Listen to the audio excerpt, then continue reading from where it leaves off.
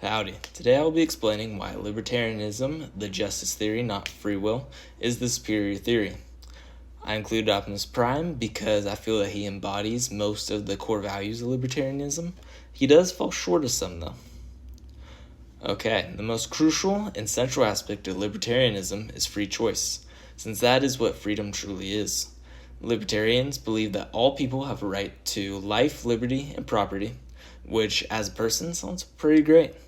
Additionally, they hold the belief that an individual can make whatever decisions they desire as long as they don't violate another person's rights. With this, though, there's also the freedom of facing consequences of those actions, whatever they may be.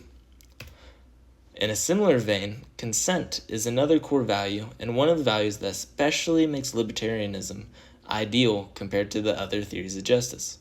They believe that as long as all parties consent to an action, then it's moral. Any non-consensual act is a violation of individual rights, and there isn't the belief of implied consent, as in a person's inactions don't give up the person's consent.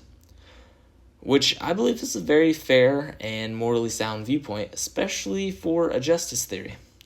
With this view on consent and free choice, individuals are allowed to enter any contracts they desire. However, they can remove their consent to them whenever they please, preserving one's freedom at all times. Libertarians also believe in a very limited government, since they believe that the government exists only to maintain peace, enforce contracts, and protect private property. They also are heavily against taxation and wealth redistribution, though they do put up with taxation somewhat, because they can't figure out how to fund the government. They're also against the government involving itself in moral and social issues, and overall, they just have a high distrust in the government. Now you're probably wondering, how does libertarianism stack up to the other theories? Well, Mr. Libertarianism himself, Robert Nozick, objects to Rawls' theory by stating any equal society will be upset by individual free choice.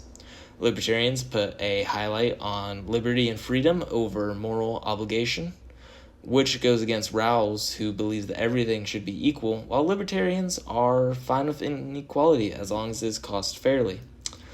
Rawls is also anti-talent, which libertarians are not. Now, Scalon's theory hovers heavily upon moral obligation, which we've already determined is against libertarians' code.